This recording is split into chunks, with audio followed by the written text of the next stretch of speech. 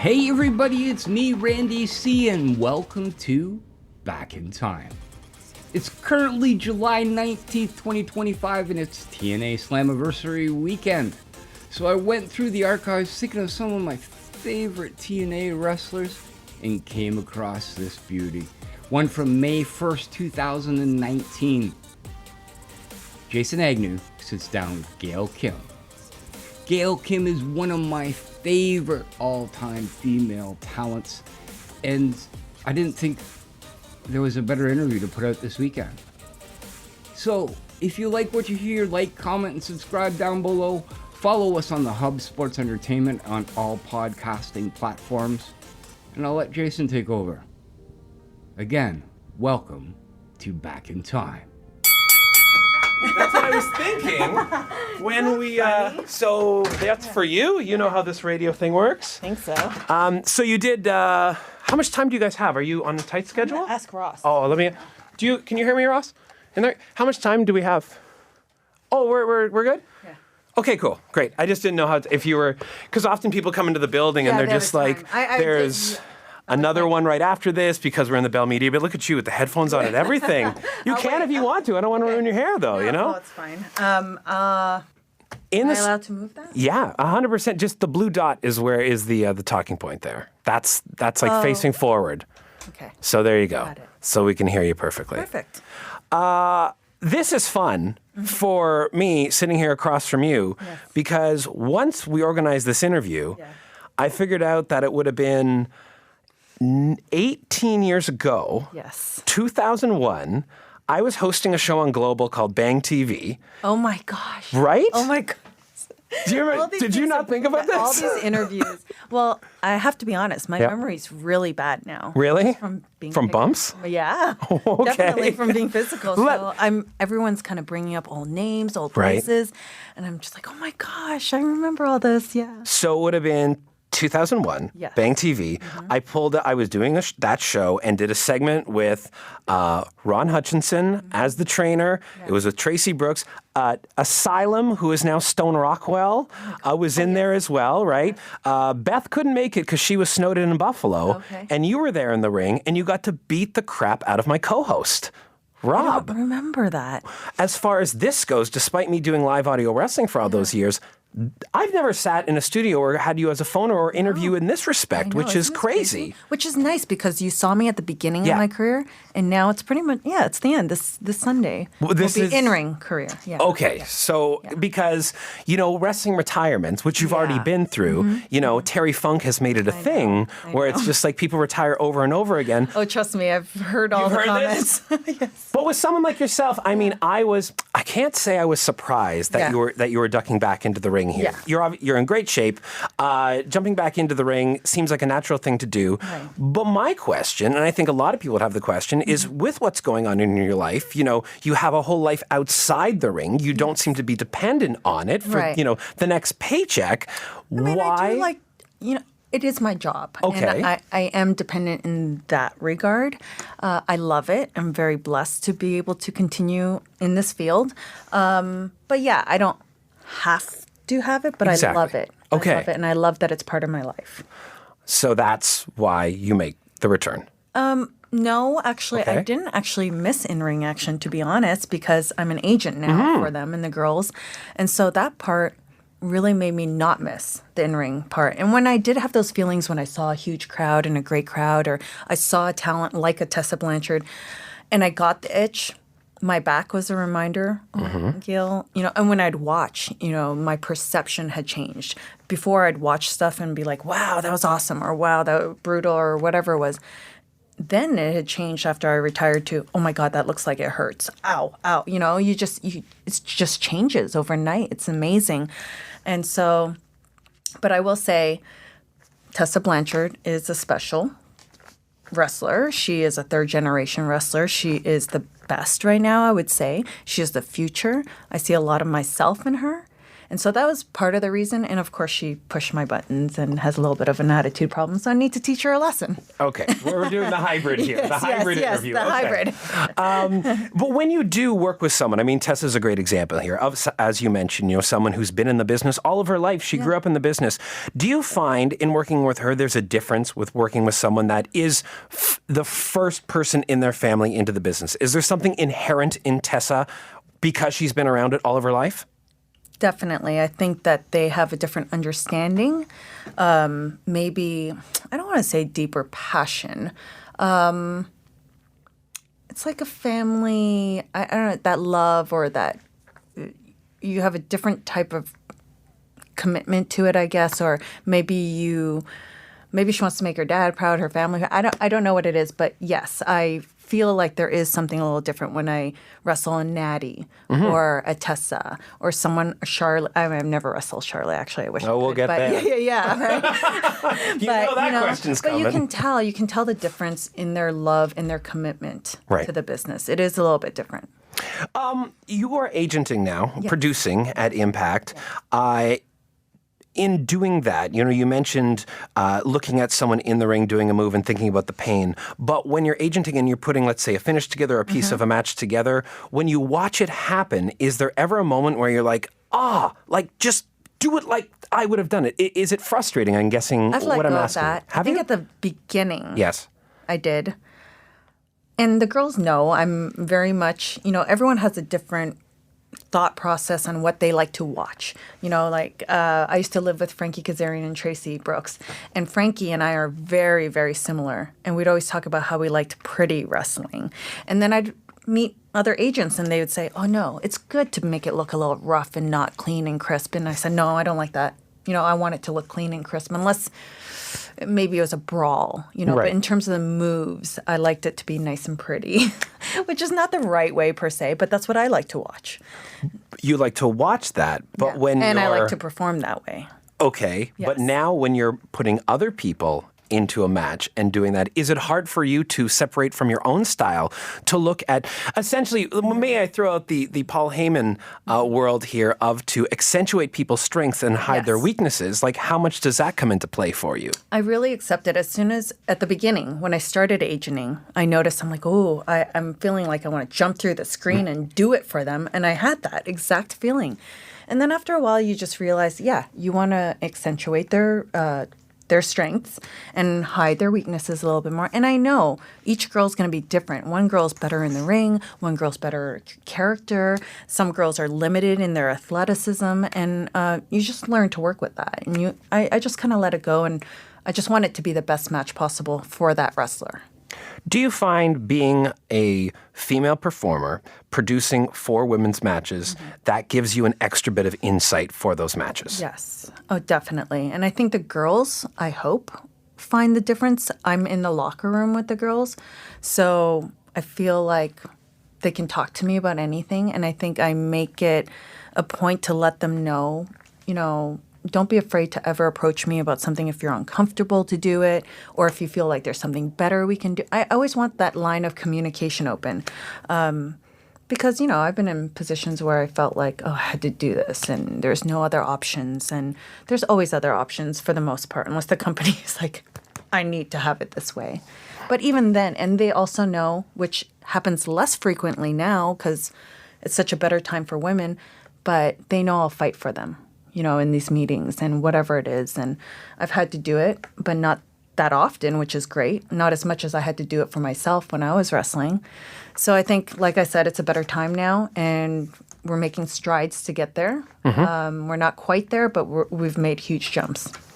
Going back in your career, from when we first started this interview, I mentioned Ron Hutchinson, or whether it be Finley, or whether it be Scott D'Amore with the Knockouts division. If you were to pick one person through all of your career that had the most impact, who would that person be? I don't mean to single anyone else out, but I like to ask the hard questions. It might not be an agent. No, I don't think it would be an agent. For me, I look at the whole package, not just who's a great wrestler and who I admire in that way, but how they handle themselves backstage and how they handle themselves in the business. And the two people, if I was going to pick one male and one female, would be Kurt Angle and Molly Holly. because not only were they so great in the ring, but they were great human beings. And they didn't lose any type of, what's the word? Any type of positive support or anything from fans. Because sometimes in a cutthroat business, you got to politic or backstab or whatever it is. And they never had to do that. And I watch that. And I see the way that they handled other talent and willing to help them and not care about their ego. And I've always looked up to them for that reason. And that's obviously something that you're doing now in the role that you're in. Do you get a certain satisfaction from watching someone that's relatively new to the business grow under your guidance? Yes. Oh, my God. That was very genuine. What just happened? People can't see this right now, but there was an oozing of emotion right there. Yeah. Just from the point that I started agenting with the girls, which was, about a year ago, or even before I retired, to be honest. Just me going through the transition and them going through a transition of changing agents and a little bit of a turnover in girls, to see where they've come now. And I tell them all, I'm like, I just love where you guys have all come to this point. It makes me emotional, and I don't get emotional. Everyone who knows me, I'm like, wrestling's the only thing that makes me emotional. And these girls are like my little sisters or my little babies, and I just love watching them progress and improve, and other people telling them, and that the matches have gone well. Or even if the fans say, wow, we love the Knockouts division, that's a credit to all of us, so it makes me happy. The moves that you've made, the retirement, the coming back, the agenting, the referee, and then all of a sudden stepping into the ring, I feel as though this might be happening again. There's some parallels, not with yourself, but with someone else that exact pattern is happening to right now in Impact Wrestling, and that's Lance Storm. Oh, yes. Who seems to be following this exact pattern from maybe interacting with Lance, someone who we've had on this show several times. He's great. Could you foresee this same pattern happening here? Oh, definitely. Lance is always that person. Whenever I meet fans who want to become wrestlers at signings, whatever, they always ask me, what wrestling school should I go to? And I always say, if you're willing to move and go to Calgary, or even for a short period of time, he is the man to train you. And just the success rate he's had with the wrestlers and performers that have come out of his school, I mean, it speaks for itself. And he's always been, from the time that I worked with him, so supportive of the women, was always there in the ring with us, willing to help us, and just a fair person and a good trainer and knows his stuff, So I'm 100% behind Lance Storm. I want to duck back a little bit. One of the examples that I always use on the show is when someone comes into a new promotion and they're immediately given a tremendous amount of success. The example I always use is you. Yes. It's day one on Raw, WWE, you come in, you win the title. Yes. Looking back, I mean, that's a great moment, of course. It is. But looking back on that, would you have done it differently? Yes. Okay. To me, there's nowhere to go. Yes. You know what I mean? And I mean, listen, you had a great career. But how did you feel at that moment? And then how do you feel now? So at that moment, I remember that day, the highlights from that day that I remember, because it's kind of a blur, is that them telling me, I think it was Dean Malenko, told me, you're going to, around 3:30 in the afternoon, maybe somewhere in the mid-afternoon, you're going to win the title. Maybe it was Fit. And I laughed because I thought it was a joke. I thought it was a rib. And they said, no, we're serious. And I was so green at the time that I didn't even think about how the other girls were going to think. You know what I mean? And I'm actually so glad I was so green that I didn't realize that, because I'd probably be so paranoid that night. And they said, yeah, that's going to happen. And so to me, I don't remember feeling happy or sad or anything. I was just overwhelmed. And I remember being panicky about what kind of entrance I was going to do. And then, because they told me I was going to debut that day. Right. Yeah. Oh, okay. I didn't So you didn't even know you were going to debut until that day. Yeah. And you were thrown the or title. That, maybe the day before. I don't even remember. I know that was a last minute thing. Yeah. And so now looking back on it, in hindsight, I'm very grateful for that moment, knowing everything that happened. But if I was going to do it differently, absolutely, I would have done it differently. I would have, just the fact that, people always ask me, what was one of the highlights of your career? And I said, being the very first Knockouts champion, because I fought for that. I mean, I literally begged for a women's division for almost 2 years. And for them to give you the opportunity, and then you take that ball and you run with it and you perform, you feel like you fought for something. And I never felt like I fought for it. I was just, a deer in headlights. So I'm grateful, but I would have done it differently, just like you said. Nowhere to go but down. Yeah, or at least I don't like to say down. Yeah, but I was too green to even level. stay. I couldn't even. And remember, I debuted as a babyface. I was never a babyface. You had never been a baby? I know. I mean, for maybe a second. I was predominantly a heel on the independents. Well, you were also, how much time did you wrestle without a mask before going? Because for those of you who, if we want to go really deep with this interview. Maybe a year I wrestled with them. Not even, maybe 6 months. Because you were La Felina. Yeah, I was La Felina. Wearing the mask. Yeah. And then you lost it was to Tracy, right? A hair versus mask match. To Tracy here. Yeah. And that's when the mask came off. Yeah. And it never went back on. Never went back on, yeah. Now, I was always, knowing you outside of the ring, very surprised that you were wearing a mask. Well, that was Ron's. That was Ron's idea? Yeah, so basically what had happened was I walked into the school, I learned very quickly, they said, okay, you're ready for a match.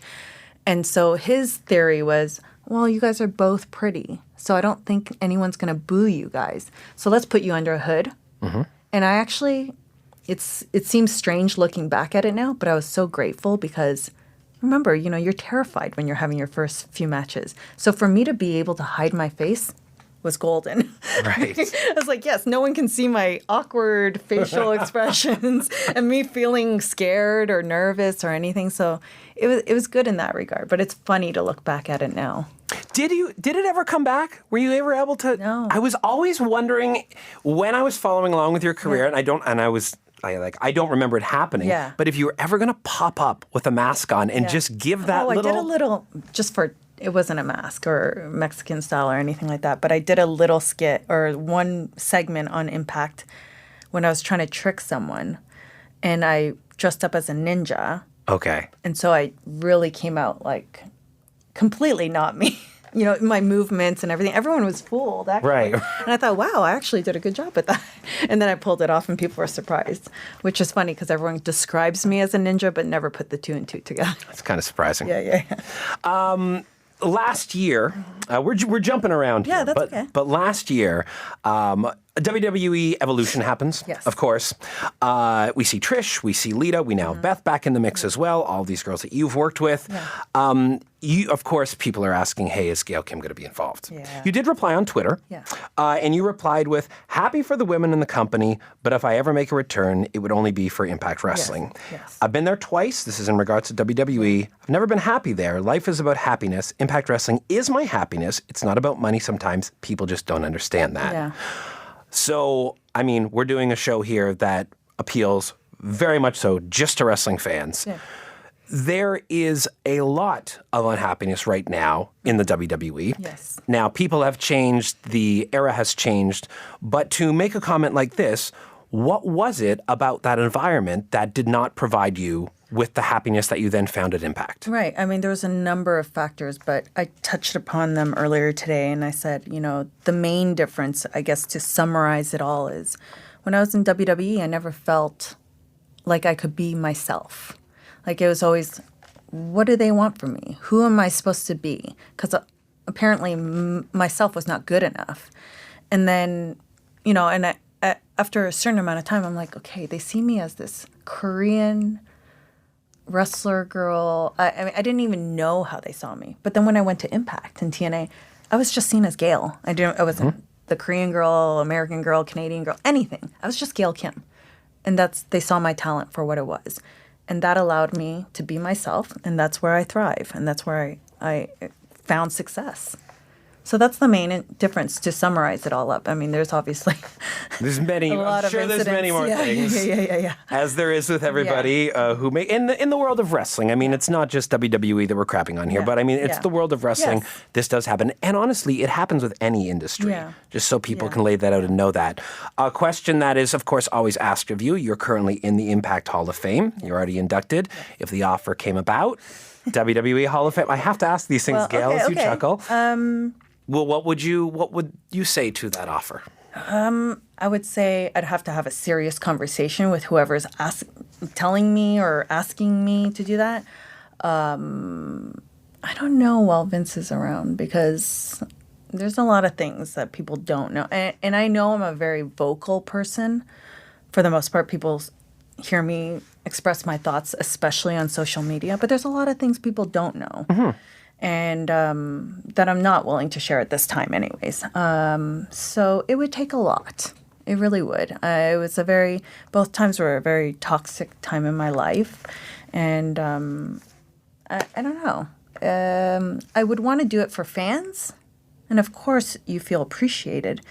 But someone had mentioned it to me from WWE one day and about going into Hall of Fame. And I said, someone that worked there, and I said, well, I never really did anything there except win the women's title on my debut, which is, a big deal. But really, the rest of my career there was not Hall of Fame worthy, and that's not really up to me. But, okay. And then they'll say, well, Sting didn't really do anything there too.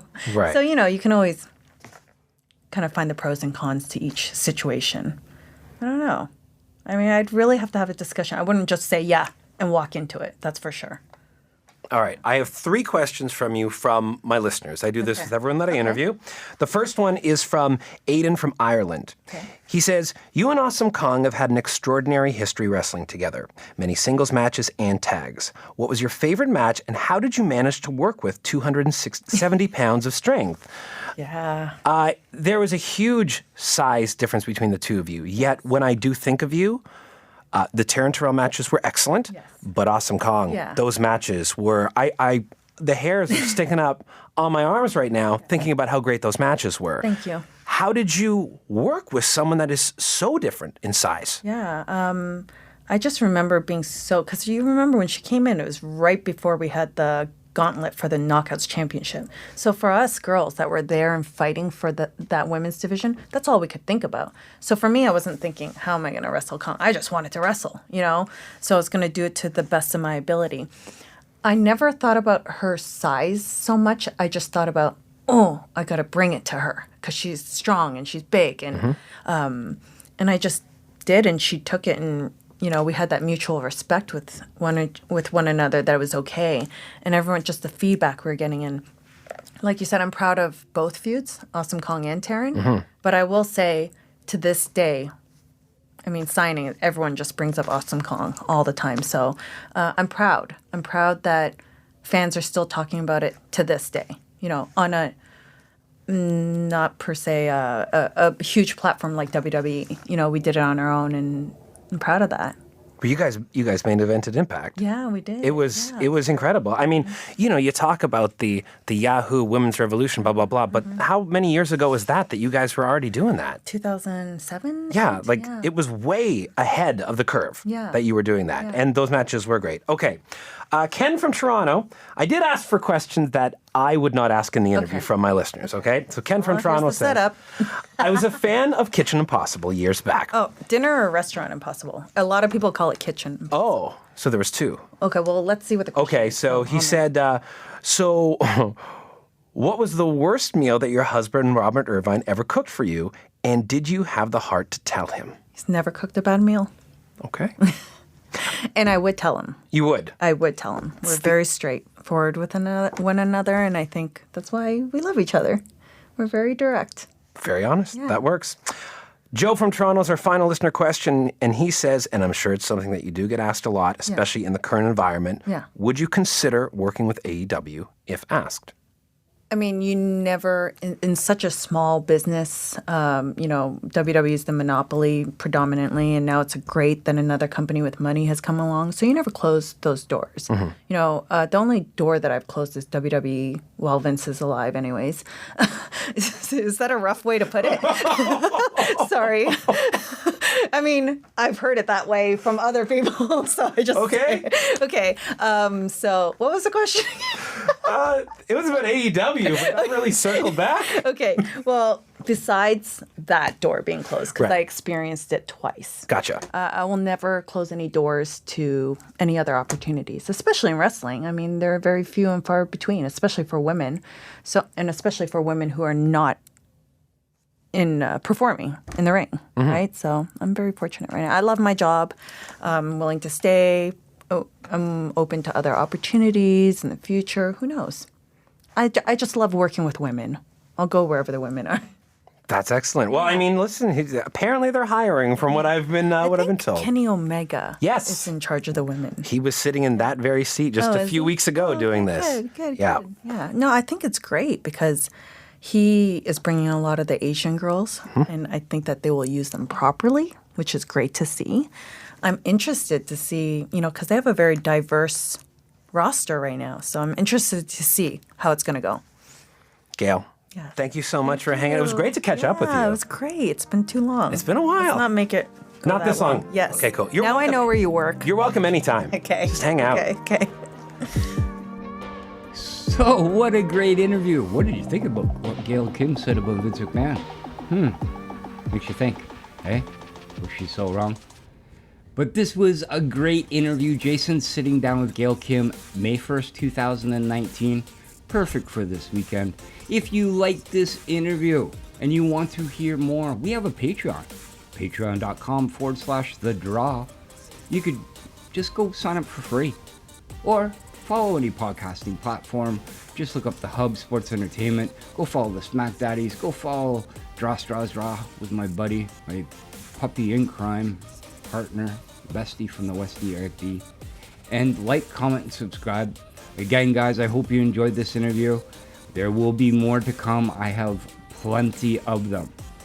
So, until next time, thank you everybody for listening. Live, laugh, and always love wrestling. Deuces! They're eating, yeah. Does that bother you? What's it called? 4 letters, 1 word. Stop.